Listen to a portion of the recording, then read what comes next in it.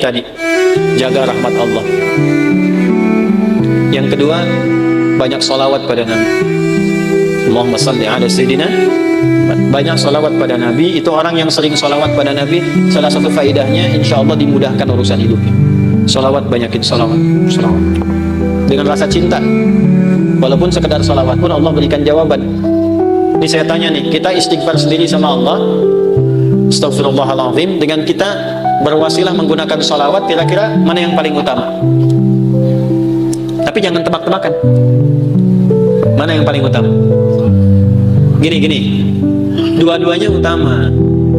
Tapi kalau kita mau dilihat mana yang paling berpotensi diterima, itu salawat. Kenapa? Kalau kita istighfar langsung kepada Allah, ya Allah, ampuni dosa saya, bagus, langsung hubungan. Tapi Allah masih melihat ketulusan hati kita. Karena ada yang istighfarnya cuma di lisan, gak nyampe ke hatinya. Contohnya habis sholat tuh, banyak yang saya perhatikan seringkali istighfarnya di lisan aja. Astagfirullah, astagfirullah, lihat handphone, astagfirullah. Update status sambil astagfirullah itu, sambil kirim WA. Itu cuma di lisan, belum tentu diterima. Tapi kalau Anda bersolawat pada Nabi atas dasar cinta Allah kepada Nabi, walaupun Anda belum tulus solawatnya, baru keluar dari lisan, Allahumma sholli ala Sayyidina Muhammad, tapi karena kalimat itu keluar menggunakan nama Nabi dan dengan cinta Allah kepada Nabi, dapat Anda 10 kebaikan. Apa dalilnya? Man shalla alayya salatan wahidatan sallallahu alaihi asyra salawat. Siapa yang salawat kepadaku, Nabi nggak sebutkan mau salawatnya khusyuk, mau biasa-biasa, penting keluar kalimat salawat, maka dibalas oleh Allah 10 kebaikan. Nah, di antara kebaikan yang Allah berikan itu ada rahmat di dalamnya. Ditemukan di mana? Di Quran surah kedua, di ayat berapa? 157. Al-Baqarah ayat 157. Bunyinya bagaimana? Ulaika alaihim salawatun min rabbihim wa rahmah wa ulaika humul muhtadun. Ada orang-orang yang hidupnya dijamin oleh Allah mendapatkan sholawat dari Allah. Apa makna sholawat dari Allah? Pujian yang melahirkan rahmat. Tahu dari mana rahmatnya? Kalimat setelahnya berupa tafsir. Sholawatu wa rahmah. Apa makna rahmat di sini? Memudahkan urusan hidup. Dari mana dalilnya? Kalimat setelahnya. Wa ulaika humul muhtadun. Dan merekalah orang-orang yang dimudahkan hidupnya.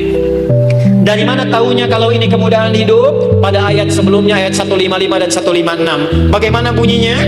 وَلَنَبْلُوَنَّكُمْ بِشَيْءٍ مِنَ الْخَوْفِ وَالْجُوعِ وَنَقْصٍ مِنَ الْأَمْوَالِ وَالْأَنْفُسِ وَالثَّمَرَاتِ وَبَشِّرِ الصَّابِرِينَ الَّذِينَ إِذَا أَصَابَتْهُمْ مُصِيبَةٌ قَالُوا إِنَّا لِلَّهِ وَإِنَّا إِلَيْهِ أُولَئِكَ عَلَيْهِمْ صَلَوَاتٌ مِنْ رَبِّهِمْ وَرَحْمَةٌ wa ulaika humul muhtadun.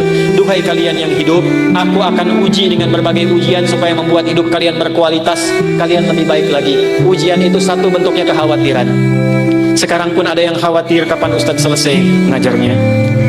Walju, karena saya mulai lapar. Wa naqsi minal amwal, ongkos sudah mulai berkurang. Wal anfus, ada yang sakit, ada yang meninggal. Wat thamarat, ada yang hasil kerja kerasnya dibawa orang. Wabasyiris sabirin, berbahagialah orang sabar. Bagaimana cara sabar? Alladzina idza asabatuhum musibah, yang kalau diuji dengan masalah ini, qalu, mereka meyakinkan pada hatinya, inna lillahi wa inna ilaihi raji'un. Ini ujian dari Allah supaya membuat saya berkualitas dan pasti Allah kasih solusinya. Bagaimana cara mendapatkan solusinya? Kalau orang-orang sudah bersikap begini, tawakal pada Allah, maka dia berburu rahmat Allah. Ulaika alaihim salawatun min rabbihim wa rahmah. Orang sabar begini dipuji oleh Allah, diberikan rahmat. Kalau Allah sudah kasih rahmat, maka Allah berikan kemudahan untuk menyelesaikan semua masalah hidupnya. Maka orang-orang yang mempraktekkan hadis ini ar-rahimuna, orang-orang yang berkasih sayang, mempraktekkan hidup dengan rahmat, langsung otomatis dijaga oleh Allah dengan rahmatnya ini supaya dimudahkan semua urusan hidupnya. Semakin kuat prakteknya, semakin mudah hidupnya. Saya berani berkata begini karena saya mencoba, benar enggak ini kan, dengan keyakinan tuh. Benar enggak tuh untuk menenangkan hati, bukan meragukan itu. Seperti kata-kata Nabi Ibrahim, ya, di Al-Baqarah ayat 260. Wa idh qala Ibrahimu rabbi arini kaifa tuhyil mauta qala awalam tu'min qala bala walakin liyatma'inna qalbi. Ya Allah, tunjukkan padaku bagaimana cara Engkau menghidupkan yang mati.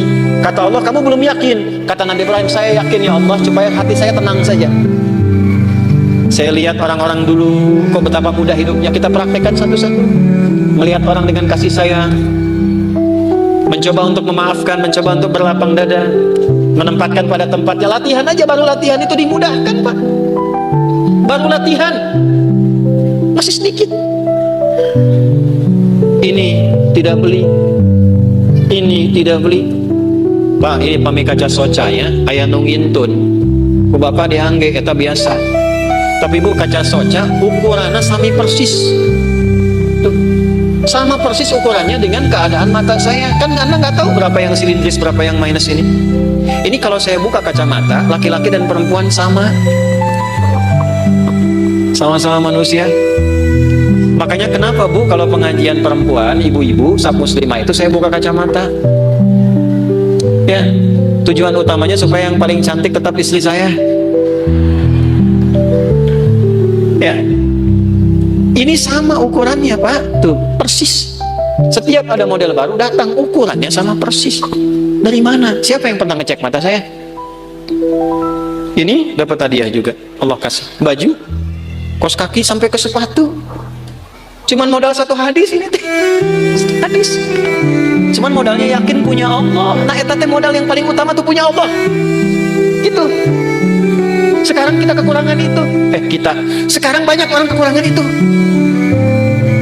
Jadi rasanya kurang merasa punya Allah. Coba tanamkan pada hati, saya punya Allah. Maka Anda tidak akan takut kehilangan jabatan, kalaupun harus jujur. Karena punya Allah. Qulillahumma malikal mulki tu'til mulka man wa tanzi'ul mulka mimman. Karena punya Allah jangan takut kehilangan harta kalau harus sedekah. Karena punya siapa? Allah. Makanya dekati Allahnya. Ittaqillaha haitsuma kunta wa atbil hasanata sayyi'atal hasanata tamhuha. Ihfadillaha yahfad. Jaga Allah, Allah jaga kita. Jaga Allah itu maksudnya apa? Jaga diri kita tersambung dengan Allah. Dipakai hadisnya, pakai. Praktekkan dalam hidup. Saya bukan ingin menunjukkan ini berhasil, tidak, bukan itu. Kan bicara kalau mengalami itu enak gitu. Menceritakan pengalaman ulama itu enak yang sudah terjadi. Dulu orang begini dijaga oleh Allah. Imam Nawawi itu selama hidupnya 99% makannya diantarkan oleh ayahnya. Makannya cuma sekali malam ba'da isya. Apa yang dimakan? Kue kering dengan zaitun. Minumnya sebelum subuh. Setiap hari sampai meninggal. Karena beliau meninggal duluan, bapaknya baru meninggal 7 tahun setelah Imam Nawawi meninggal. Saking bapaknya ingin jaga anaknya terhubung dengan Allah, makanannya dijaga. 1%-nya kalau diundang, ada jamuan dipastikan dulu halal. Nggak mau makan sendiri, yang lain diajak makan sama-sama. Imam Nawawi itu.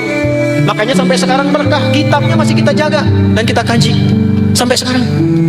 Karena apa? Menjaga hubungan dengan Allah. Ya. Nah, itu yang kedua. Kalau kita benar jaga dengan Allah melalui rahmat Allah, praktekkan hadis ini, insya Allah hidup kita pun dijaga, dimudahkan oleh Allah sesuai dengan kadar maslahat dunia akhirat kita.